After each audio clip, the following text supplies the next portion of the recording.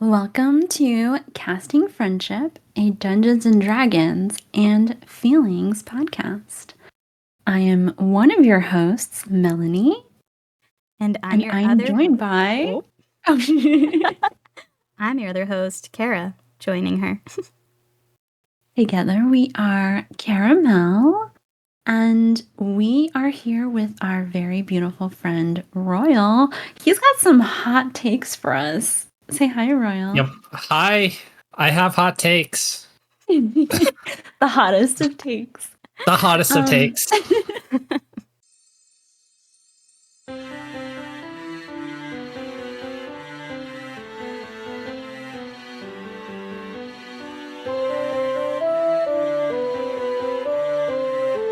I'd like to cast friends.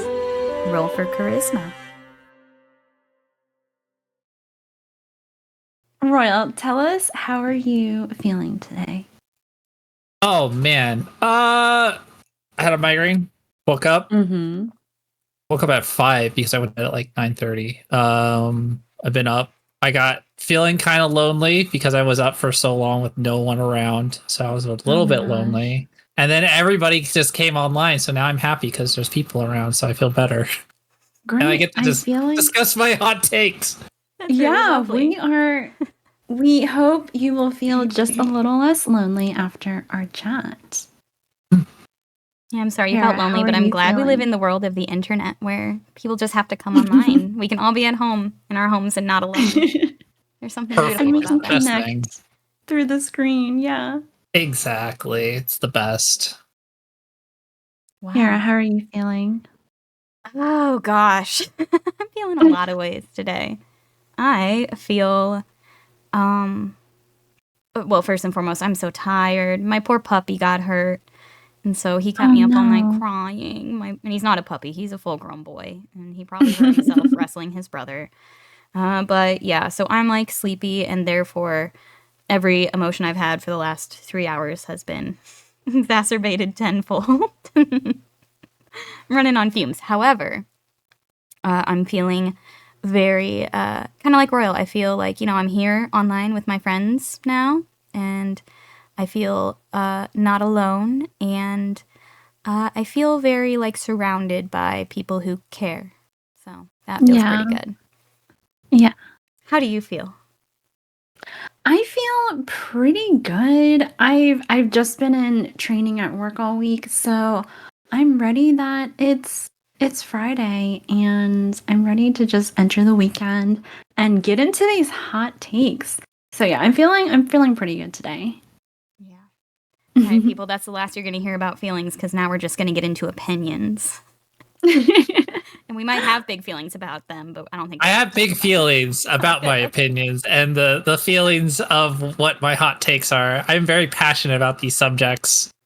Okay, wow. Well, I feel like we should just let you, take off like a rocket. But let's give you, a prompt to try and keep this a little bit structured. Royal, are you a nerd? Do you self-identify as a nerd? I self-identify as a nerd, geek, nerd, gamer. Those are my main things. Yeah. That's let's see. God, I played video games since I was 2 with Dig Dug and stuff like that. I've been playing for knows how long. I have a career that was based off of video games. I did QA testing for almost 10 years. In a video game industry. I'm a big book nerd. I read up on a lot of different types of fantasy, sci-fi kind of stuff. Fantasy is my favorite. Sci-fi is a little bit less. But World of Warcraft, Final Fantasy, Warhammer, Forgotten Realms. I'm a big fan of Magic the Gathering. My list could go on and on and on, honestly. Yeah, that's a little bit about my background in the nerdism. Is that your nerd resume? Yeah, it's my nerd resume. I've been playing D&D since 3.5. I've actually played first edition too, which is real weird. First edition was real weird. but I don't know. I'm very passionate about my my hobbies. I guess I would call them. Video games are definitely my highest one. I used to read a lot, not so much anymore. But like you can't see, but like my room is completely just decked out with tons of different things from video games. So love them. Yeah, I also self-identify as a nerd, although I think we could probably talk at length about women self-identifying as nerds and what that means. Because I'm not sure people in my life would call me a nerd. Unless, they heard me talking as extensively about Dungeons and Dragons as I do, but even so, I don't know. We could probably talk about that, but I don't have as big a resume with video games as you do. But I have loved them for a long time. I have played, but like I also grew up playing video games from before I can remember. And I play a lot of video games now. I don't know, maybe it's weird that I don't consider myself a nerd outside of a group like this. I think that's really interesting. Yeah, because I don't know. I think it really depends on your perspective of whether you think I'm a nerd or not. I think I get a lot of surprise when I say that I play Dungeons and Dragons, so there must be something that I'm not broadcasting that. And my nerd resume also is not half as long as Royal's. I think just the biggest thing, I've been painfully addicted to World of Warcraft, and I am actively trying to resist getting drawn back in. And Royal has been the worst. Do it. Influence. Do it. No. And it's been so hard because the new expansion just came out, and it's been so tempting watching everybody do their progression rating. I feel like it's like also getting into spooky season and then cold season. And like what better way to spend like the couple days between Christmas and New Year than like just in your pajamas playing a video game for like 12 hours a day. Oh my gosh. I know. feel like World of Warcraft is like perfect for that season. Yeah, definitely. And the worst part about World of Warcraft, or not the worst part, it's the worst and the best part that makes it so addicting, is that it's so social and that you're connecting with all your party members and you don't want to let them down. You want to show up for the raid every week. You want to perform really well. You want to get better so that you're contributing equally and you're a strong member of the team. That's how you get sucked in. Oh my goodness. Yep. That's what I do constantly. I just do that on Final Fantasy 14. I have my raids that I do, pulling DPS, and then I have a WoW. They started raiding. I haven't joined them yet, but they only do. I'm not a mythic raider, guys, not yet. Just heroic, but I do Savage and Final Fantasy. So I don't know what any of that means. Hard stuff. Yeah, we do hard fights. We do the hard fights. Royal, can I ask for your main on World of Warcraft? Tell me about your character. I main Drakthir, so I am an evoker. I am the Dragon Boy right now. I thoroughly enjoyed playing it, and I took a break with the 2x after Battle for Azeroth was fine. It wasn't a great expansion, and then I jumped into the one that must not be named, the expansion that came after that, but we don't talk about. It's just like a black hole. I don't remember anything about that one. But then I came back for the Dragon Isles, and I started raiding with the team, and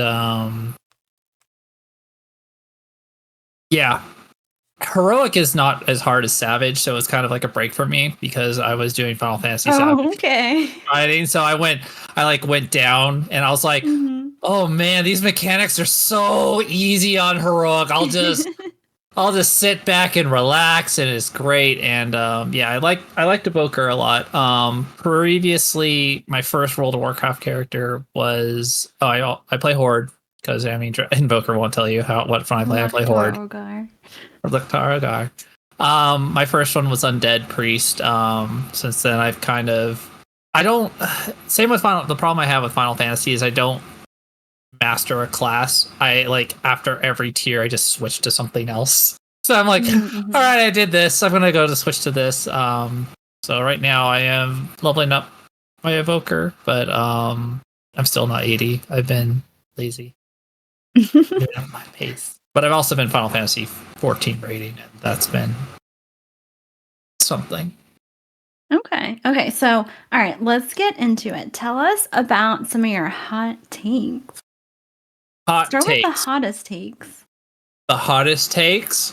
Yeah, I want to hear your hottest takes first. Hottest take for like, are we going with like video games, media, or Dungeons and Dragons? Like, what you gotta lead me to one of those. Okay, let's stay on track. Let's do Dungeons and Dragons. Dungeons and Dragons. Okay. Hot takes that I have for Dungeons and Dragons right now is I don't understand Wizards of the Coast. But okay. Oh, I understand Wizards of the Coast. I understand Wizards of the Coast that is a corporation that does really terrible things. That is not great for the community. Okay, I'm gonna be honest. I don't know a lot. Can you educate me? About Wizards of the Coast? Yeah, they so with some of the new stuff when they were going to do like the D&D, the one D&D, like the new edition that was supposed to come after was supposed to be like the one and only D&D that shall ever be and stuff like that. Wizards of the Coast was going to start making people sign an agreement that like it would have actually have affected us too, because any content that we make that is part of Dungeons and Dragons they can take and they don't have to pay us. Like they were trying to do that. So like Critical Role, High Rollers, content essentially. Yeah, any content that any of us, like any of the extras that people did, homebrew and stuff like that, they could just take it and say it's mine now. Goodbye, and we don't have to pay you anything. They got hit real hard with it. No, that's not okay. And now with their new modern gaming, trying to make the tabletop RPG a very video game centric like thing where you spend money on microtransactions and stuff like that with their new VTT, it was dumb. I know what they're trying to do. They're trying to do like every big corporation does in video games, where it's they want to just continually get money. I know that their biggest thing is normal players don't really spend a lot of money. The people that actually spend the most money are people like Kara and Bobby and Dane, who are DMs. DMs are the ones that spend the most money on Dungeons and Dragons. Players don't actually spend that much. Like players like you and I, Melanie, we don't spend that much on Dungeons and Dragons that much. No, and they really want DMs spend the most money, and that's what they were really upset about. And they want to try to monetize that. That's why they're having the subscription services on D&D Beyond, and they're trying to do this VTT, and now they're going to have like the microtransactions where you can have like making your own figures and blah blah blah blah blah blah blah. That's what they're planning on doing in the future. It's probably they really want AI. They want AI so bad to replace Dungeon Masters. To replace the writers and the artists that make D&D what it is. So D&D is like historically based on like fan art. Like D&D has always been like fan made, and like the stuff that came out from Wizards of the Coast or like official D&D content was always like made by artists, right? Like made by storytellers, made by literal artists doing the book art, made by craftspeople, and not for a profit necessarily. Like it was made for people to enjoy and change and edit and personalize and share, which is, as a DM, like I buy things because I'm sharing them with my whole group and I should be able to do that for free. But yeah, we have to watch that beautiful, like, what Dungeons and Dragons is. It's group storytelling, and we have to watch it go from this like beautiful group storytelling and like free source art to this capitalistic break down everything into a transaction, make you pay for everything, not allow you to edit, change things, homebrew, which is one of the most fun things. Yep. And it's trying to commodify each of those things. It's not necessarily taking away those things. They're just trying to make us pay for it and make a profit off of it. Monetize. They want to monetize everything because Hasbro is just not a great company overall in terms of customer satisfaction. They're just they want to make a profit, and unfortunately, WotC is a part of that. Yeah, I feel like that's really interesting because I feel like part of the reason why there are so many like modules and fan art and homebrews is partly because it was free to make and that you could do your own thing with the materials, and I feel like they're not recognizing that. They are recognizing it, they're just trying to monetize it. Okay. And it will be interesting to see what happens with D&D in the few years, as Hasbro has kept on trying to push the limits, push what they want. It's been a roller coaster. Yeah, and like I said, they really they want AI to take over for DMing because a big bottleneck is they have lots of players but not enough DMs. So they really want us try to get into the AI to take care of those. And then they're like, oh, if we make it like a video game, then people can play it, then we can monetize it, and then I get blah blah. So that's what they're trying to do, and it's not going to go well. I come from the gaming sphere. The AI is not going to go well there, WotC. You think it is, but it really isn't. And your buzzwords of everything that you do is just not, it's not going to go well. It's not going to do it. It's not going to be what you want it to be. And people are not going to want what you're going to put out because you're not going to give quality. You can't replace human creation. Not yet. I mean, I've assumed that one day that AI could almost get close to what we can do, but as of right now, no, it can't do it, and it'll take a while, and it won't bring the creativity that humans can bring or the interaction that you get between the dungeon master and the players and Taylor making that thing. It's like you can have a formula like. I guess it would be like cooking. Like cooking, you can follow a recipe to the T, right? Mm-hmm. And then it'll work out pretty well. But it's the people that know like how cooking works and stuff like that, where they can add that extra, go a little bit beyond, that makes the food taste way better. Whatever they do just makes the things better. And that's, I think, is like a human. That's what they can bring like that extra touch that just makes it so much better, where like AI could follow these rules and it'll be like, that's, it's good or fine, but it's not going to be as important or as like impactful as it would be with a human DM, in my opinion. At least that's my hot take on it. Okay, I definitely see. What's so weird is when I was younger and you're thinking about the future, you always think how robots are going to do like the most mundane tasks in your life so that you can, create art and do writing and be creative. AI is just taking all of our creative jobs. That's because corporations don't want to pay people. They don't want to pay people the amount that they can if they can just create AI generated stuff or take people's like voices and modulate them like with the voice actors,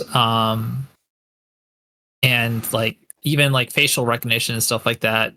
It's kind of insane.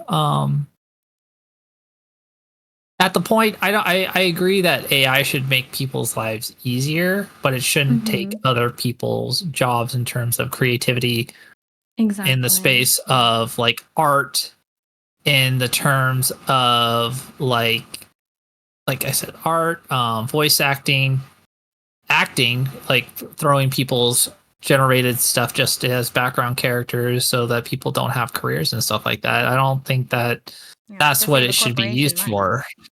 Yeah, exactly. It's just to help save them money. And turn out worse things faster. Yeah. I don't remember if it was a TikTok or a Reddit post or something, but I was just like, huh. Because it was someone being like, I hate that AI is taking away making art so that I can work more, when I really want AI to take away work so that I can make art more. And I was like, yeah, exactly. Yeah. Like, why can't AI do the stuff in my job that could be done by an AI? And make me have to work 30 hours a week instead of 40, but still allow me a living enough to make art for free. Yeah. Okay, Royal. Yeah. I liked that take, but we're all agreeing. It's not that I feel like that's not that hot. Okay, we got it. All right. That was a good take. Next take. I feel like a hot take, there needs to be some disagreement. Mm-hmm. Okay. I got one. I got one. Let's roll again. What's the hot? I'm ready to debate whether Ray is a Mary Sue. Ray is a very big Mary Sue. Ray is the biggest Mary Sue. Concept. I have such an opposite take on that, so it's gonna be hot. It's gonna get hot here. Okay, we were talking about Star Wars. Yeah, for media purpose. Yes. So we are getting into the Star Wars verse, and I have some hot freaking takes about Star Wars media. Let's go. And my whole thing is it's trash. It is almost all trash except for probably Mandalorian, and Ahsoka is barely scraping by. And I would say Mandalorian, I love the actress I forgot her name, but she's been in like Gina, is that Gina Rodriguez? Remember the one that plays in like Battlestar Galactica and stuff like that. She plays red-haired Mandalorian princess. Is it she plays Cara Dune? Or is it the Armorer? No. The Armorer is great. No, it's not the Armorer. It's the princess. But I love that actress, but I do not like that character. Okay. I don't have a strong opinion on The Mandalorian. I think it's a good show, but I don't have super strong opinions about any of the actors. I want to talk about fucking Rey. Tell me why you think Rey's Mary Sue, bitch. Why do I think Mary Sue is why I say Gray is a Mary Sue? Why is Rey a Mary Sue? Because she can do no wrong. In what part in the film does she do anything wrong? She only wins, technically. She only survives, really. She only wins 2 fights of every fight she gets into. She loses constantly to injured Kylo Ren, to people who are deeply wounded. She's constantly losing to people. And she the very first time she ever goes up against Kylo Ren, she fails. And not only that, she does win a couple times. And yeah, you could say no, she didn't train enough. She did train. She trained a shit ton. She trained just as much as Luke did. She trained with Luke himself and with Leia for a year. For a year she trained with Leia. This bitch can use the Force. She's trained as much as Luke did. So if you're going to call Rey a Mary Sue, I feel like you should have to call Luke a Mary Sue. She fails all the time. She's a true believer. And that's why we get to see her come out on top. This is one of the arcs of Star Wars where we get to see the light side reclaim a little bit of the balance. But she's not a Mary Sue. She loses all the time. Riddle me that. She does wrong constantly. Riddle me that. Okay. So if I were going, and I have talked to this about a few of my other friends, if we want to make Rey an interesting character, why did we not use her background in anything? Why is she just automatically amazing at everything Force related? So she gets into first episode, she gets caught and she gets put into the interrogator and she's done. I'm like, all right, why don't we just use some of her tech savvy to get herself out? She's like, nope, Force, because I'm so cool, because I am the best, because I am Rey. I'm Rey, so I can automatically do everything. That's part of and the then world the second and the lore, though. Like the Force balances itself, right? And at the point where Rey is born and coming up in the Force has to balance itself. She's up against 2 Sith Lords. So the Force has to put more power into one light side Force user, right? It's the Force balancing it. And we know that some people are stronger in the Force. And they do some bullshit with midichlorians. Let's not talk about that. I'm not saying Star Wars is perfect. I also don't like that, like, we never find out anything important about Rey's background. I don't think everything about her character is well written or it's super interesting, but I do not think she's a Mary Sue. I think you cannot like Rey, and that is valid, because I'm not super into Rey as a character. I think she is very flat and boring. However, it's not because she's Mary Sue. I think they just didn't do anything with her, really, besides round her out. Besides give us a protagonist who is strong in the Force and who is supposed to be our, like, self-insert. Right? So we hear over and over again, some people are just stronger in the Force. And we see that over and over again. We saw that Luke and Leia we know Leia is strong in the Force, though she never really trains as a Jedi until they retcon that later. But even she is naturally strong in the Force with no training. Right off the bat, we know that she can do certain things with the Force without, just by instinct. We've seen it in other characters who we don't have this problem with. And I think a lot of what makes people say Rey is Mary Sue is because she's boring, because they don't do much with her, and because it's not super satisfying when she wins, because she is just constantly making the right decision. But she's just a good decision maker, man. Like, we know that she's super independent. We know that she has this, like, strong sense of justice, and we know that she's a true believer.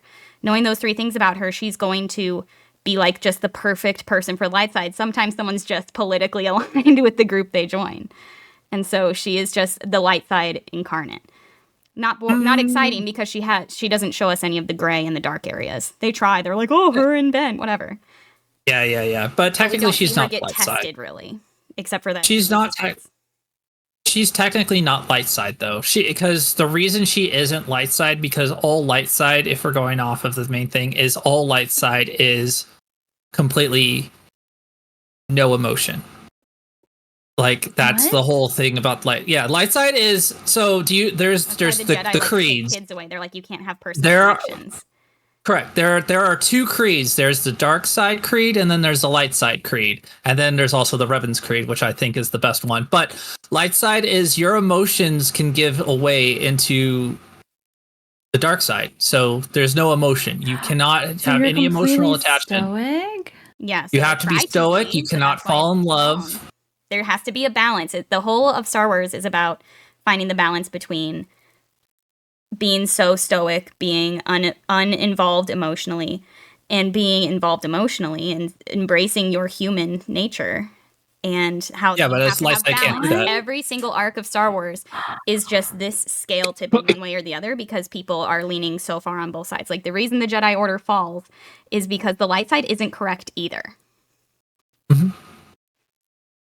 There has to be balance in the Force.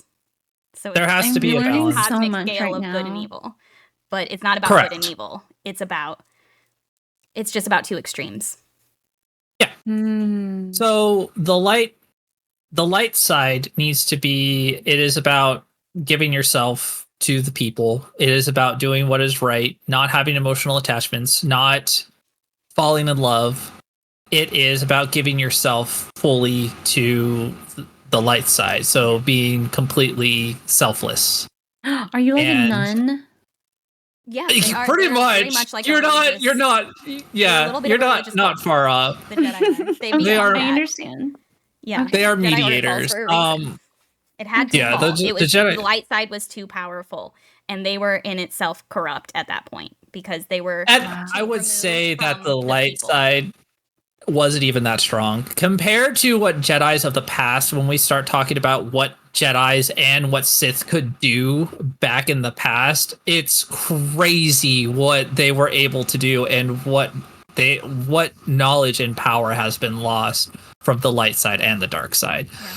But we won't get too far into that. But Sith at one point did rule everything. There was a Sith empire that spanned many areas, and they were the problem with Sith is they are also very selfish. They do not like to teach other Sith, where Jedi do. Sith will take on apprentices, but they usually kill them, or the apprentice will kill the master. that's kind of the Sith way. But they used to be insane. They used to be able to fight with the Force itself with lightsabers. Like they could just, like how some of the lightsabers they just like kind of throw it and then it comes back. No, they could just fight with it. They would never touch it. Like without ever touching it. And they would have the Force as extra arms. But they could do. They were the abilities that they have, like long life and stuff like that, which they do talk about with Vader. They were doing it easily during the Sith Empire. The Force has gotten weaker, apparently. I need to think more about what you said about Rey being a gray character, because I've always seen her as like she's boring because she's so perfectly Jedi. And she's not though. She is very not a Jedi in that sense. And the problem, like I said, with Rey is we don't, like you said, you don't have a lot of character development for her. She's just kind of like the person. The problem is they try to recreate Jedi Jesus, but we already had Jedi Jesus, and that was, Anakin, and therefore also Luke. So we already had Lucifer. Jedi. He's our little fallen angel. But yes. Yeah. So we already had Jedi Jesus, and we don't need another Jedi Jesus. Please get off that bandwagon. We didn't need another super strong Force user. Yeah, my problem with the sequels isn't Rey. It is them just retelling the same story. I think I'm so tired of hearing the same stories over and over again. Yeah. Are there any more new stories to tell? I don't know. There must be. But I'm tired of stories, especially within Star Wars. There are so many. Like I watch things like Rebels or any of the animated media that comes out, and they're able to tell new stories. They're able to tell interesting stories from within within the bounds of it being about the balance between light and dark. So there are other stories to tell. I think they were just trying. They were trying and succeeding to capitalize on it. Even people hating on it went to see it and paid money to see it. Yeah. The problem is, go ahead. I have a question, because you're talking about repeating the stories, and that's something that I definitely noticed. I just thought it was a trope within the series that people went along with. Is that not true? Nope, that's Kathleen Kennedy. That's Kathleen Kennedy, which another person I very much despise. Miss Kathleen Kennedy decided that she was going to take over, and she's not doing a good job, which is a lot of different media right now. Is people decide that they know an idea and they throw on their ideas on pre-established. Let's go with Witcher. The people the showrunners and stuff like that is like, I have this idea for this show. Yes, we're going to do that, but wait, my ideas are better. And I go, no, they're not. Yeah. This series is well established. It is amazing. Why do you think your ideas are better? Have you published something and made something good? No, then maybe you should probably just stick to the source material, probably, with your bad ideas. What you just said reminds me of, have you watched Game of Thrones or read Song of Ice and Fire, or either or? Oh, yeah. I read Game of Thrones back in high school. So I think that is egregious. Yeah, same. I heard them long before I should have. I think one of the most egregious examples of someone just thinking they can tell a better story, whatever, that they should just insert their own ideas and have it be a giant flop. D&D have said many times, we just don't like Jaime. We don't want the audience to like Jaime Lannister. He is a bad guy to us, and so we're going to make him a bad guy in the show. And Jaime Lannister is one of, unabashedly my favorite characters in the books. He's one of the most, he has a beautiful character arc. His relationship with Cersei is so deeply traumatic and terrible, and Cersei and Jaime, I guess, together, both of them were so lampooned, and we could go on and on about all the things D&D did wrong on that show. But one of the most egregious is them just saying, Lannister bad, because part of the fun of Song and Ice and Fire is that everybody's bad, and no one's bad. Everybody, they're all fully formed characters in D&D. I know it's different trying to translate it into a TV show, but they had the source material, and they still said, we're going to make Jaime as unlikable as possible. And it's great that Nikolai Coster-Waldau is so likable and charming that they couldn't make us hate him, but they tried, and they've talked about how they tried. They wanted him to be a villain, and they couldn't. He's a great character that people love to watch. everybody, this is the thing. They are good characters because they all do awful things, but they do awful things because of something. And you can understand people. And that's what I think is like a lot of the problems why I don't like Kylo Ren, why I don't like Dark Sidious and stuff like that, is because they don't have a lot of things that make them human. They're just bad guys for bad reasons. And it's like, okay, but why? Because they're bad. Okay, that's great. When you need something you have to understand why a person is doing what they do. And if you can understand where a person is coming from and why they are the way they are, that makes a good villain. And Jamie was a real bad person at the beginning. Like, you hate him at the beginning, but as he starts, oh yeah, and I'm books, mostly the book. It shows you why he is the way he is, and that he was. Yeah, and that's the thing is like you start learning that, and then he gets humility after he loses his hand, and he starts learning about Bree of Tarth and all this other stuff, and you start understanding his character, and he starts to understand that he's probably a terrible person. Yeah, he starts to Cersei's abuse and how he has put that abuse onto other people and his kids. Yeah, and it's and you learn, and you start to feel sorry for him, and you start to empathize with him, and you can understand that.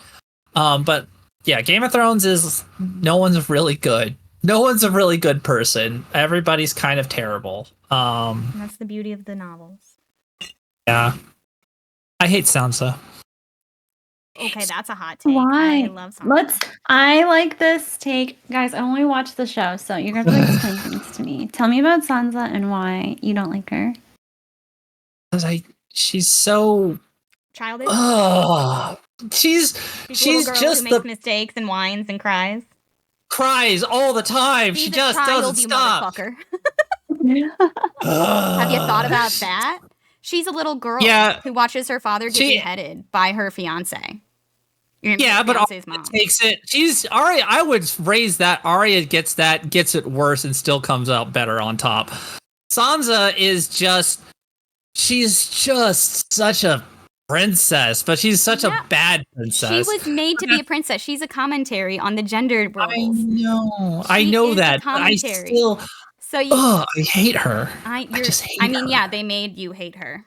That's how life is. Yeah. But that's purposeful. That's to show that like people treated and hated the princesses. And the princess was raised to think people would love them. She was raised to think that knights were all noble. She was raised to think that marrying a prince is the most noble thing she herself could do. She was raised with a septa, a religious zealot, teaching her about all the ways that she should serve her future lord husband and her kingdom and have babies. And she had a romanticized view of that. And so, of course, when she immediately starts getting abused the minute she leaves King's Landing, just like Arya does too, they both go through their traumas in very different ways. But Arya's easier to like because she learns how to kill people. Sansa doesn't have those opportunities. She is never given that opportunity. Sansa's the one who's trapped in King's Landing. Arya could have had the same fate as Sansa and been sexually assaulted the way Sansa was and been abused at the hands of all of her family's enemies had she not been whisked out of that castle and given the opportunity to train. And I know Sansa probably wouldn't have learned how to train, but she could have escaped the fate she had and therefore not been a whiny baby. I will raise that. I will understand that part. I understand. The problem is when she goes to the Eyrie and she has this ability, she can start to play the game. And this is what I really wanted for Sansa. I really wanted her to start to play the Game of Thrones. I wanted her to be a contender. I wanted her to be a shaker. I wanted her to be a Littlefinger because she could have learned from Littlefinger, but then she didn't. Are you talking show or book now? Because yes, this is where it diverges. This is where her whole story diverges in two very different directions. So yeah, in the show, I agree. They let her fall flat. They let her fall flat. They let her make stupid decisions after they were like trying to hype her up as like she's so smart. She's playing the Game of Thrones, and then they're like, but she's actually just gonna make stupid decisions from now on, and she's not gonna use any of the things she learned. And yeah, she's just been terrible. A cool, moral, great character, and they went the other direction. However, in the books, that's not the case. Correct. That's not the case. She's fine. Surviving. She could have been better. She could have been a more interesting character. But It's fine. Whatever. I feel I'm getting through to you. I feel like when I make someone say whatever, then maybe I made a good point. No, I agree. The problem with Sansa is I had such expectations for her, and she just fell flat of that. And Arya took those reins and just ran with it with even harder. And I really enjoyed Arya's arc with that. Like being cat of the canals, all that good stuff. That's all tasty stuff. That's fun to read. Sansa's chapters are hard to read. I'll give you that. Sansa's is just torture porn sometimes, especially the show. The problem I also have is that she doesn't really have a lot of empathy. It's always for me. And it's like, you understand that other people are also going through terrible things, Sansa, right? You understand that other people are also having a terrible time, right, Sansa? She's like, no, it's just me. I'm like, okay. God, I would argue she's just Sansa. A naive child who's lost every ounce of innocence, and she's going through the things that a very stunted psyche can go through, the way that only a I guess. Can. So I don't blame her feel like for thinking poor me, because I can't help but see the trauma that makes you that way. I guess, but I like dealing with trauma and stuff like that is you either let the trauma rule you or you overrule your trauma. And coming from personal experience, that's, I guess, why I feel more akin to Arya and even Jon, because they try to overcome their trauma. And I enjoyed that.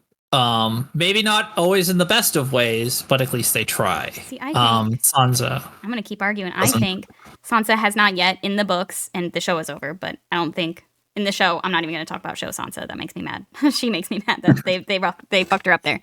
But in the books, Sansa has not yet had the opportunity. Sansa has never been in a safe place yet. She maybe could have been considered a safe place in the Eyrie, but she wasn't. She was in no way safe in the Eyrie. She was still in hiding. And Arya got to get away and had mentors the whole time, protecting her, giving her the space to take risks and not be murdered. Sansa has never gotten to take her mask off since she was like 12. Yeah. Has had to live in castles with enemies this whole time in the books. She is still at the point where she has not been given any opportunity to try and save herself. The best she could do is try and run away and escape and then die in the freezing or get murdered by some roving band of assholes. Like, I don't think she's had an opportunity to do the things Arya could do. I think Arya is living with a little bit of privilege where she's at compared to Sansa. But Sansa had mentors. She had the old lady flowers. Those are there for her for a while. Tyrion wasn't terrible to her. No, they weren't. But she was still living under Lannister and Tyrell rule. They were not ever gonna save her. The old lady was going to save her, and Tyrion was always going to, and Tyrion was going to treat her as well as anybody. Like, if any Lannister I would want to be taken under, I would want Tyrion. Tyrion is such a great guy, and Tyrion in the show is a great guy. Tyrion in the books is a piece of shit. No, Tyrion even in the books. No, Tyrion even in the books. In the books, he constantly thinks about raping and murdering his sister. Constantly, because he hates her so much. She hates him, and she deserves those thoughts. But he is a monster in the books, and he talks about women and thinks about women in really shitty ways. He is a monster in the books. He is smart. I love that. I love his character. Don't get me wrong, but he is a bad person. He might be like the most like secretly evil of the Lannisters. In the Littlefinger's probably the worst. Littlefinger's the worst all around. Cersei is probably. Tyrion is a product of his environment because everybody hates him. They are. Cersei is a product of her own problems. Cersei is an actual psychopath, and I love her chapters because how did George write such a psychopath so well? The way she spirals, her narcissism, her paranoia, her increasing like lies to herself. Like, we're in their heads, we're in their thoughts in the book, and we see that she's lying to herself constantly. She's living in a state of delusion. How he wrote that so well. Chef's kiss. It's so brilliant. What a well-written character. Hate her. Tyrion may be like kind of a dick to some women, but at least he does give them respect compared to. As soon as he gets to Essos, he sleeps with a young prostitute or young sex worker who is a slave, And he like says multiple times that she's a teenager and that he doesn't really have to feel bad because she's a slave and this is what they do. That's but that's in the book. that's environmental. No, it's not. That's just because it's allowed, it's okay. That's nobility. That's okay, Tyrion. Yeah, because that is like being raised to understand what nobility can and can't do, and then saying that's wrong. He knows better. He says it's wrong, and he does it anyway. That's not him thinking like, oh, this is what everybody does. He knows that he shouldn't be doing it while it's happening, and he does it, and he makes the conscious choice to do it anyway. That's a man who he's a product of those thoughts are a product of his environment, but he is an adult making a conscious choice. If we're going to say Tyrion is so smart, we have to give him the credit to know that Tyrion is smart enough to know better. Oh no, he probably does, but the thing is, it's still hard to fight against those certain things, especially when one person has gone through so much terrible shit just to survive as long as he has. And maybe he does make very bad decisions, especially when it comes to women and certain ones. But you also have to remember there was a prostitute that was hired for him that turns out was his father's prostitute, was sleeping with his father, and then he murdered them both. So, again, Tyrion has a lot of fucked up shit that's happened to him, and he still progresses, and he does make certain decisions. When he's not thinking, he makes bad decisions. When he makes impulsive decisions is when bad things happen. But when he makes logical decisions, it's better. But again, a lot of characters have that issue. And I still think Tyrion is on the better side of things than the worse side. Okay. I'll agree to disagree. Where Cersei lands, and Littlefinger and Sansa's aunt and a lot of other people are definitely on the you're a terrible person. I think maybe I read things. I don't know if I'm going to put it in D&D terms. If I was going to read them all on the spectrum of like lawful, chaotic, all that good shit. I think that like the Cerseis and the like Lysa Arryns, like Sansa's aunt, they're chaotic evil. Like they don't necessarily even like know or think through their evilness. They are chaos and they are evil. But then you have like the Littlefingers, and in my opinion, Tyrion, but I guess you could say otherwise. He's like lawful evil. Like he's thinking through his evilness. He has a plan, and it's a little bit evil. That's okay. Maybe you could say his plans are neutral, or that like his intentions are what's important. So maybe he could be like lawful neutral or something, but that's how I see the difference. Like, and I love that Game of Thrones has so many characters with whose heads we can get into, and we can see like, oh, this person's evil because they're just crazy. Like they never stood a chance. Like they were, for lack of a better word, like born this way. The Cerseis, the people who are truly delusional. And then you have people who are really, really, really smart and really good at doing things that benefit them in their house and their family, at the detriment of everybody around them. Cough, Bran. Cough, Bran. Yeah. Cough, Bran. Yeah. God damn it, Bran. You are going to be my favorite character, and then you know what you did, Bran. But yeah, I don't. But yeah, I don't know what were we getting on about. But yeah, so the thing with Rey is she is just I don't like her as a character. I don't like she is, again, super Jesus, and she doesn't have any very interesting storylines. And the closest thing to an interesting storyline we have is Forbidden Love. But again, we've already had that, and it's not done in a very good or interesting way. And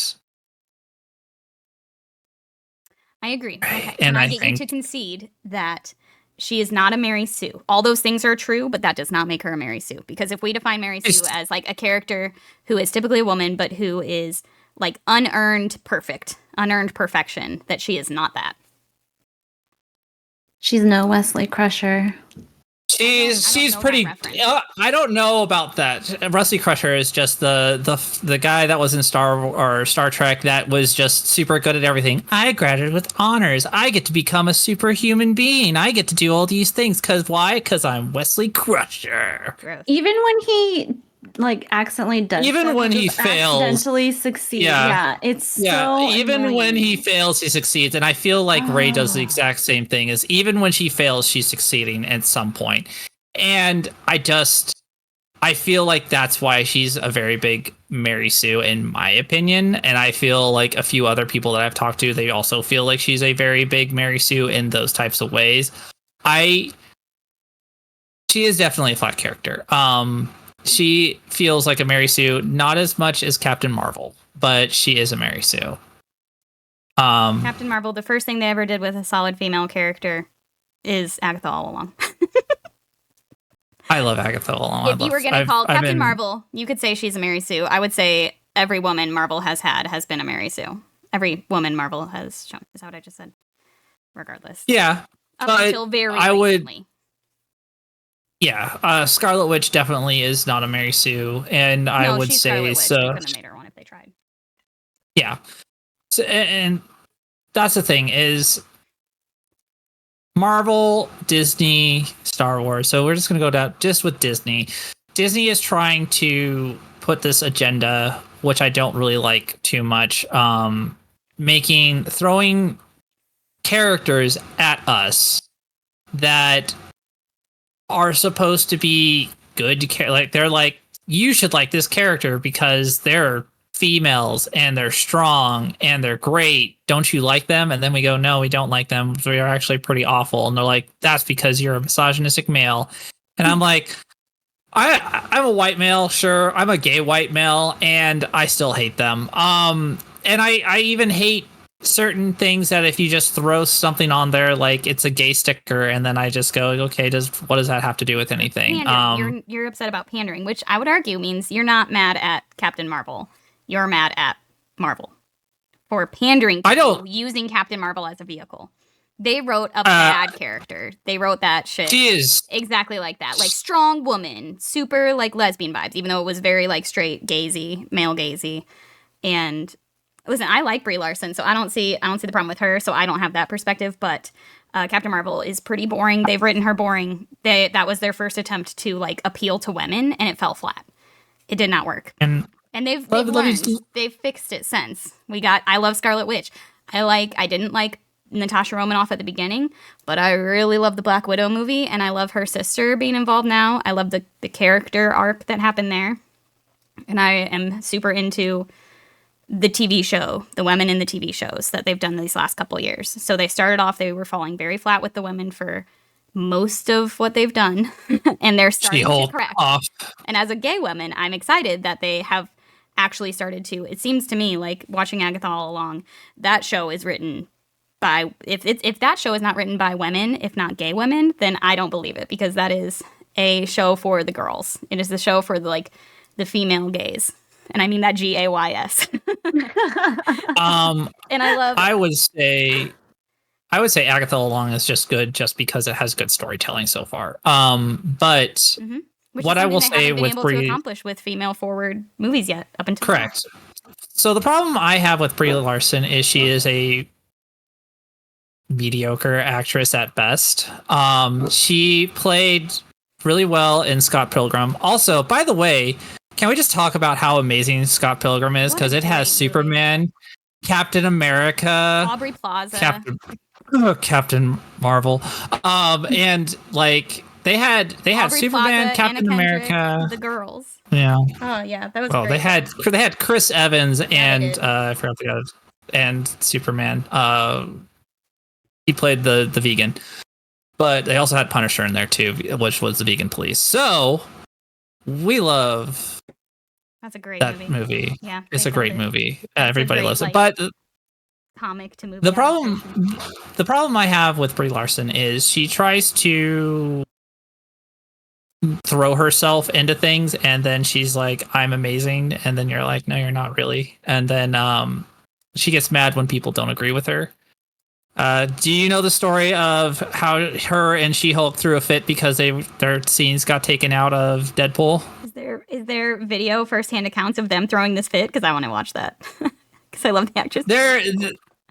There was no thing because it was. Then I don't they had. Being honest. Well, this is a lot of people saying it, and it's Ryan Reynolds too. And a lot of people say a lot of shit. Well, okay, so there were supposed to be 2 scenes in Deadpool and Wolverine, and it was supposed to have Brie Larson and She-Hulk beating the crap out of Deadpool for cursing and some other stuff. But focus groups said it was silly, over the top, and it just wasn't good. So Ryan Reynolds just cut them and said, yeah, we're not going to put you in there. And then they got really, really pissy about it.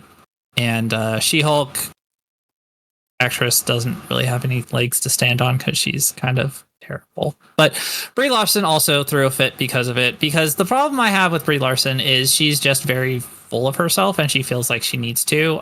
But one of my favorite things, which I will always go back to. Unless you can show me video evidence of her being full of herself and yelling about getting kicked off a movie set or whatever, then I'm always going to think these are exaggerated stories, if I'm being honest. Well, I will point out her Twitter where it says it lists everything that she's been in, and it's kind of like cool. And then we go to Robert Downey Jr.'s, and he just goes, "You know who I am," and you're like, "Yeah, we do. Yeah, we fucking do." You don't need to fucking throw everything at us to show us that you're the best. Just be the best. So I've got a hot take about a very opposite take. Okay. So it's okay for him to say, "You know who I am," which is one of the cockiest things I've ever heard. But it's not okay for her to Robert Downey just Jr. resume and say, like, "Yeah, I'm a working actor. Here's my movies. Go watch my projects." She's a working actor. This is her career. She's doing good, like, marketing. She's just marketing her projects, man. And he's cocky, and she's not. Or I wouldn't have a problem if she didn't list everything that she played in. But she only says like her big things that she's been doing, and it's kind of like whatever, Brie, whatever. But you're allowed to not like her. Melanie, what's your thought? I feel like maybe the most generous take that you can give, and probably what I would assume too, is that she doesn't assume that you know what she's been up to and what she's in, and so she's telling you. Whereas I feel like, okay, Robert Downey Jr., that it's very charming, that's a very funny way to, tagline for your Twitter, but also it's like the charm is like how cocky he is, right? Yeah, that's like whereas she doesn't exactly, where she doesn't have that. Maybe you could say she's more humble because she's telling you what project she's been doing. She's just saying, like, "Hey, man, I'm an actor. This is my job." I guess he's being a celebrity. Maybe he the has thing, this public persona he's keeping up with, and she's just like, "No, this is my job. This is my resume. I'm proud of it." Maybe, but sorry, Brie Larson, all your movies are terrible except for. Have you seen, let me go through her IMDb and see which ones I've seen that I loved, because I've loved a lot of her movies. Did you ever see, I really hate them. Did you ever see Boy? Boy, that does not sound familiar to me at all. It's based on a true story. It's where a woman got kidnapped as a teenager. Her kidnapper keeps her in like a basement under his shed, essays her. She has his child, and the movie is about her relationship in this one room, their essential prison, and her relationship trying to protect her 5-year-old child, and then their eventual escape. That's a great film. Oh my goodness. She's incredible in it. Let me see what other. Yeah, you gotta branch out. She's been in some real crazy stuff because she's been in a lot of stuff, and people are not good writers. But I don't think her acting is usually the problem. Like you said, Scott Pilgrim, she's freaking fantastic as the villain. What else have I seen her in?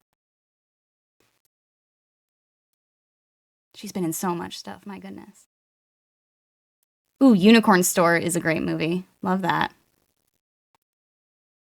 She was in Community. I forgot about that. Anyway, I'm not going to list her IMDb. But I feel like you should give one of her less, maybe a film that you haven't, that's not, I know you have very specific genres you like, so maybe you wouldn't enjoy them anyway. But I would suggest branching out and trying something where she's not playing the cool girl, because a lot of people see her and write her as like cool girl, which is gross and is not likable. I've seen her in a few other things. I don't particularly like her. I don't think she's a very good an interesting actress where I will say like what's the actress in Agatha All Along, the one that plays the Green Witch right now. Like I love her. Aubrey Plaza. I love her to death. Everybody loves Yeah, Aubrey Plaza. Yeah, we love Aubrey Plaza. She's the witch. I love that she's finally just playing a witch.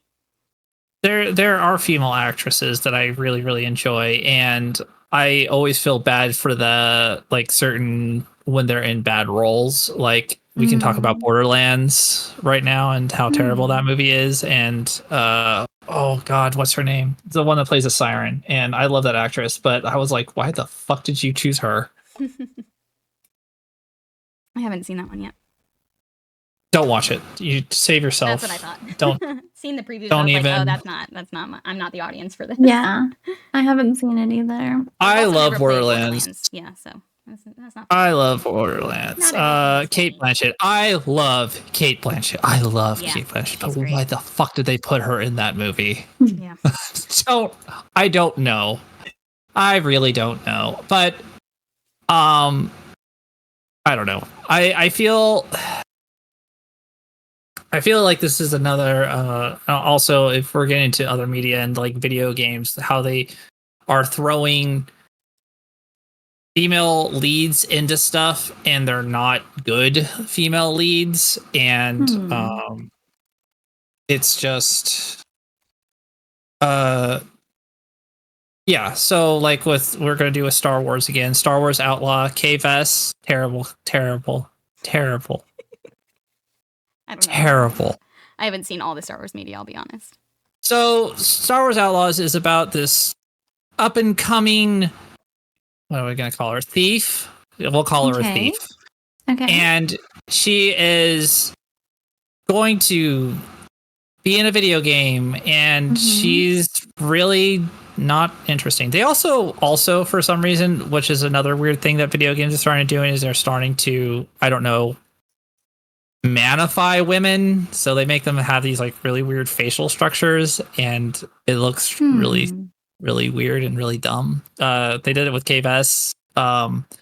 So for like motion capture and stuff like that, they usually just put you on, and then they usually construct a face based off of the person, because it's a lot easier to have a face model, reference something, than making something from scratch. But then they started to manify her, so they gave her like really defined cheek, like jawline and stuff like that. And to me, she just looks like a handsome Squidward or Giga Chad, the Giga Chad face. That's what they basically put her as, and and then like they put a lot of Botox on her as well, so because she has no facial. Can you show a picture? I want to see. You want to see KVS? Oh my god, yeah. I played this game, see. And it was torture every minute of it. As you're pulling it up, I want to differentiate between Botox and filler. Yeah. Very different things. Exactly, because I noticed you said they put a lot of Botox on her. Botox will freeze your muscles so that you can't move certain parts of your face or your body, depending on where you put it. But I think what you're describing is filler. So what's very popular right now might be like cheek filler, lip filler. It makes parts of your body bigger, like plumper. Yeah, is what it sounds like. It fills the skin with. So here, the I do actually say Botox, because here's the thing. This is probably what happened being in the video game industry. They changed her face probably later in the game, and they could not get facial model to like fix it and stuff like that. So she had no movement all the time at all. That is Botox. I'm sorry. I assumed he meant filler too. No, she like the cutscenes and stuff like that. She is not, her face ain't moving. There is she's a lifeless doll to me. I'm ready to see. It's in the casting friendship chat. It is in the casting friendship chat. And here's like an end game of what she looks like. That's an illustration. That's how she looks in game. And God. So her little companion there, the little Exodal there, has way more expression than she does the entire game. And And the robot also does, which is pretty funny because he's a robot. He doesn't have facial expressions, but he's more expressive than the entire thing. So the problem I have is for people that play Final Fantasy, this is what I call the Vaughn problem. The Vaughn problem is Final Fantasy 12. There is a character, the main character. His name is Vaughn. He is incredibly two-dimensional and not interesting. Everybody else around him is super interesting and super cool and has a really cool story. Vaughn does not. So this is what I, from now on, will call the Vaughn problem. Kves is this. Kves is not interesting. She doesn't have anything interesting in her story where the Exotl, or her little side pet, and the robot are way more interesting and have such a backstory compared to her. And I just kind of hate Kves because okay. So one of the first things in the game is her mother ditches her because reasons. But then she gets taken over by this one person. She gets into trouble, and she gets this guy, like the person that takes care of her, shot. And she just kind of goes like, that sucks. Okay. So she's underreacting. She's underreacting, and she doesn't have any type of regret that she did these things and made trouble for the person that basically covered for her and took a fucking bullet for her. Her basic father figure. And she just kind of goes, And she only cares about herself, which wouldn't be bad if she didn't start, like, I don't know, having some type of moral dilemma, but she doesn't really the entire time. But there's a ton of reasons why the Star Wars game is also terrible, but Kves is one of them. I do see the face. I want to understand what you're trying to point out to me. What am I trying to point out? That Star Wars... No, what's up with the face? What specifically in the face is messed up? So,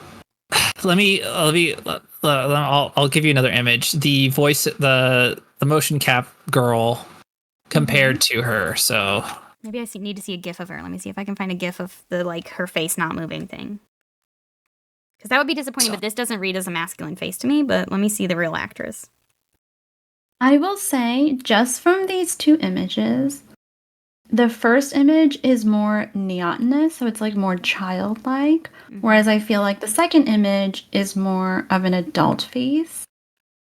Okay, and so you're showing here the left face is the person the motion captured, and the right face is the same face as this middle image here. Correct. That's Kves. Yep, that's Kves. So they gave her like the cleft chin. But she has a cleft chin. Do you see that on her face? A little bit, but they defined it a lot more. Like hers is like not as much, and then they kind of definitely put her jawline a lot more, and then I don't see that. I'm gonna be honest. Looking from the left to the right, it looks like a V in both images. Yeah, I don't think they captured her eyes quite right, but I don't see it in the chin, the mouth. I think this picture, her smiling in one and her not in the other. But I think the chin is clearly like the same length. I will say, okay, let me point something out. Do you see her nose? That nose within the video game one, that's like the classic plastic surgery nose. They thinned her nose, yeah. Yeah. So she looks white in the picture. Exactly. Whereas the actress it looks not to be 100% white like the character does. Yeah, so I would say she's racially ambiguous. But yeah, that's a classic plastic surgery nose, which I read as very, very feminine because that's the nose they give to all the girls. And I would say the cleft chin, I don't know if it's fair to say that that's a female trait, because that's in both men and women. And the actress has it. The lady has it. But the problem is they're over, for me, at least from what I'm seeing, is they over define it. So like the chin shape and the cleft just seems to be more. They throw it in more, and then they kind of, I don't know. They definitely changed it because the way that it runs in the game, the way she doesn't have any facial and like movement at all. Yeah, I could see being bothered by like the poor animation of the face in movement. However, I see that I think the changes they made, like the making things more like prominent, like the same features but making them deeper or making them a little bit bigger or smaller. I think they were just trying to make a face that is clearly this character, because the actress, the person, she looks to me like Instagram face. Like she is almost like perfect, like modern face. She's so gorgeous. And they gave her, like, they made her just slightly more like normal looking, I think, or like less normal looking. Is that what I'm trying to say? Like they exaggerated her features a little bit more in the animation in order to make her like really recognizably a different person, like to make her, to give her a more unique face. Does that make sense? I understand what you're saying. That's what I'm seeing. But I've never played the game, so. But it's not good. And in my opinion, not fair to compare like a real woman to who they face acted, because people are always going to feel some type of way. If the actress is really, really pretty, you're never going to be able to like replicate a very pretty woman on a video game. And technology is going to be much better for us to make a video game character that looks like this woman does. I mean, I will compare you to another Star Wars actor. Oh, this was great. I'll put that on there. Name. Fucking Cal Kestis. They killed it on that one. Cal Kestis, fucking on point. What year just did they saying. Make these games, though? Okay, you can compare these two, but this is a huge leap in technology. It looks like one of these had a massive budget and the other didn't, or one of these is much. They both newer. had massive budgets. Okay, then which one? Which one do you think? Which one is newer? Which one is newer? I think the game from this Cal Kestis shot. Also, this is not an in-game shot, while the one of the woman clearly is an in-game shot. The one of Cal Kestis, that's obviously like a still or like a cinematic, which are always better. That's quality. A screenshot. Yes, that's a screenshot. Is it a screenshot of in-game motion? In-game. It looks like this one. Yeah. That doesn't. You can. I mean, they both have the ability to. They both have the ability to take screenshots in the game. It's a filter. Like you can stop in game, start making stuff. But so it has like a photography like feature, like in Horizon. Correct. So is that what's happening in the first game, and were they made at the same time? Or is this a screenshot of a cinematic in the game without having a photography feature? Hold on. I will get a better one for you, because I've played both these games, and it's hard because like the thing is, it's going to depend on your PC. It's going to depend on your specs and who takes the picture at what point in time, right? So if your PC if it's the same, depends on what it's running, depend on what it's being taken at, and then who takes it. It's like who's got the God PC, who's running it on medium settings, who's running it on high settings and stuff like that. But I will find another one for Calcast, because this is actually in game. I also wonder, getting on the feelings of it all, what it says that I've seen a lot of people like be upset about how specifically female characters are animated, but also look at these two actors. Like he looks like someone I would know in real life, like not a like perfect faced Instagram TikTok actress, while she looks like an Instagram TikTok perfect face actress. So he gets to look like himself because he looks like he has a very unique face, which are always like imperfect faces, right? Like he doesn't have like the beauty standard features. He is a handsome guy, don't get me wrong, but he has interesting imperfect features. While that actress, if you like put like all the filters that like a plastic surgeon would use, they would probably only really change her nose to make it thinner, because that's the current standard. So why did they, like, I think the thing here is like he looks exactly the same. They made her look less beautiful compared to our normal beauty standards. I don't believe that she's less beautiful. I think both of the whatever. But why? Yeah, why did they cast such a beautiful actress to play her if they were going to try and make her look more average? Exactly. Why?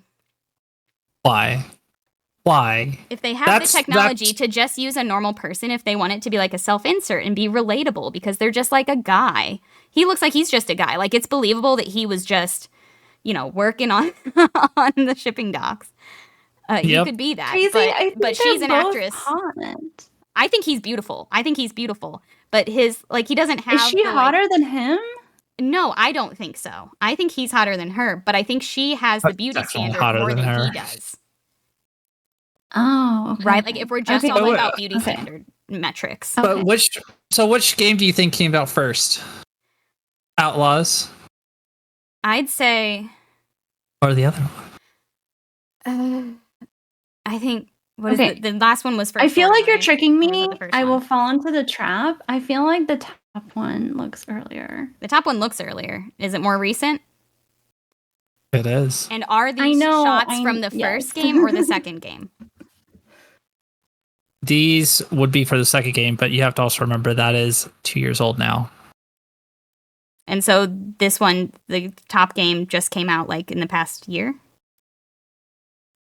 When were they made? That game just came out means, last month. Either they did not try and they phoned it in, which would be a problem, or there's different budgets. But like this is such a difference in quality. Like her face looks like plastic. His face has stubble and wrinkles. Texture. So that's the thing. That's another problem with so this is a problem with media and with video games. They have huge budgets, and we're going to talk about you, Acolyte. Huge budgets, and you look like you were shot in a back lot somewhere. And I would also say that Outlaws looks like it was done terribly. It has no polish. There's no polish there in that game. So big budget doesn't necessarily mean good game or good show. No, certainly not. I think it just looks like the budget was put into the visual effects department in one of these games more than the other. Just because I would say it just the money doesn't mean it's. yeah. They took their time. Ubisoft did not. So the thing that I have a problem is with a lot of media is they just kind of throw these characters on you and they want you to like them, and then they get really sad that you don't like them, and then they say, why are you a terrible person? Why don't you like these characters? And I go, well, because they're kind of terrible. They're terrible games, not because they're terrible characters or terrible shows or terrible movies. Like I said, Acolyte, I don't know what they were thinking. I don't like Acolyte at all. Again, Star Wars Jesus strikes again within that stupid show. And then they do like the worst D&D tropes or even story tropes you could possibly think of. They're like, one, they're twins, and one's good and one's evil. Ooh, which one's which? And you're like, I don't care. I don't know if you know Overwatch at all. I do not. So Overwatch is done by Blizzard. It's a hero shooter. One of the main characters, one of the characters in there is called Soldier 76. Okay. And they let him out, and then on Pride one year, they were like, Soldier 76 is gay. And I was like, okay. I see what you're saying. Yeah. I was like, so did he have like a love problem with like Reaper somehow? Was there a problem with that? How does that affect his character in any way? They're like, no, there's nothing about it. He's just gay. And you're like, okay, that's great. You know what it reminds me of? It reminds me of J.K. Rowling just like tweeting Dumbledore's gay with just no context or story. No context. It's just canon now. It's canon now. And then you just kind of go, does that help me or do anything for me? No, because there's no context. There's nothing that makes it interesting. There's nothing that makes me can go like, that's cool. Did he have some type of problem or anything like that? Yeah. It's like... Yeah. It's rainbow capitalism. You don't get to slap a rainbow on it and sell more copies. Only it exactly. We diversify just because I put the sticker on them. See that sticker? It means they're gay. But see, this is the thing, is the media and stuff like that is throwing these people, and they're saying because they are this way, they should be, you guys should like them. And it's like, no, we need more. Yeah. And stop throwing it in everybody's face, because no one really, if someone wants to, cool. If someone doesn't want to, don't force them to if they don't want to. And no one's forcing anybody to watch any media, to be fair. People can make as much absolute shit as they want and they'll still make money off of it. There's an audience for everyone. Also, by the way, you both, Kara, please watch Arcane because it's so amazing, and I think you're gonna love it so much because they were like, what if a world we had this fantasy world and there was no political agenda and there was no like problem with sex being stronger than the other? What if they were equal in all parts? And then they really thought about this in the entire world and how it was built, and I love it. That sounds I lovely. love that and show. It's like very it much is escapism. However, I ask, I'm gonna watch it, don't get me wrong, but I want to know, like, what is the conflict then? The conflict are the characters, not like. So there's still evil. Oh yeah, But there is definitely evil like in there. Evil without, no. without a group to hate, a group that they're trying to overcome. There's still there is still like high class versus low class. So that's one of the big problems is the people, the inventors versus the people that live in the slums. And then that's there's a conflict there. There's a conflict between what is important. Family or your choices? What's more important to you? Okay. So the conflict is, so the world is not perfect in that there's still like there a are still hierarchy, right? There's still like some on top and some on bottom. Okay. And okay, that sounds interesting. A lot of them are women. Oh man, yes. when there is this, and I'll watch it. There is this one lady. When you see her jump on screen, she is this big, burly warlord lady. Hot. I love her. Right. I love her. I'll give it a She shot. treats men like men treat women. Let's just say that. Flipping a trope and we love her. Head. Oh yeah. Oh, my favorite. There's this one. There's a portrait that they do for one of the characters, and it's, you know how in a lot of the family portraits, how it's usually done. You know, like the father is in like the like in front. The patriarch. Yeah, then the mother sitting on the chair with the children underneath. So they do that, but it's the mother standing, the father sitting, and the child underneath it. And the father is the emotional support of the child, where the mother is the hierarchical, like, you need to do things as I do it because you are representing our family. And the dad is like, but honey, is it like it's our daughter? That sounds like fun escapism. Is that every family? Like, is it a matriarchal society, or is it just like truly no gender roles? Like some families have a patriarch, some have a matriarch. Okay. Yep. Okay. Interesting. I'll give it a go. So they all have their own different things, and I love. So what I'm trying to say is, people, if you're going to write a story or you're going to do something and you don't want to, and please don't put politics in there, just think of it like Arcane. Arcane does it great. This is why so many people love Arcane, because it does everything so good, and it does gender so well and sexuality so well, where it doesn't have to be a major plot point. It just is something that's there, and I love it. And one of my favorite scenes is between Vi and Caitlin, and when they go to a whorehouse, and it is fantastic. I love that scene. I don't want to ruin it because it's one of my favorite ones. Yep, I'll let you know. Mm-hmm. Also, I want to say that they have like there's these little magical creatures called yordles. They're basically immortal, like little fluffy creatures, and one of them is like quintessential, like the old lady that runs the whorehouse in this thing, and it's a yordle, and it is fantastic. But the madam is a man dressing up as a woman, and I love that person so much. Love. Royal. Yes. Thank you so much for joining us tonight with all of your super nerdy hot takes. Yes. My favorite thing in the whole world is to engage in and watch other people engage in just frivolous and impassioned arguments about I have so many of them with video games. Yeah, the most petty things. And I got a whole night of that. You did. You. I'm sorry I talked all your ears off. That's what we asked you here for. we We knew exactly what you were going to bring, Yeah. and you delivered. What else is a podcast? What else is a podcast?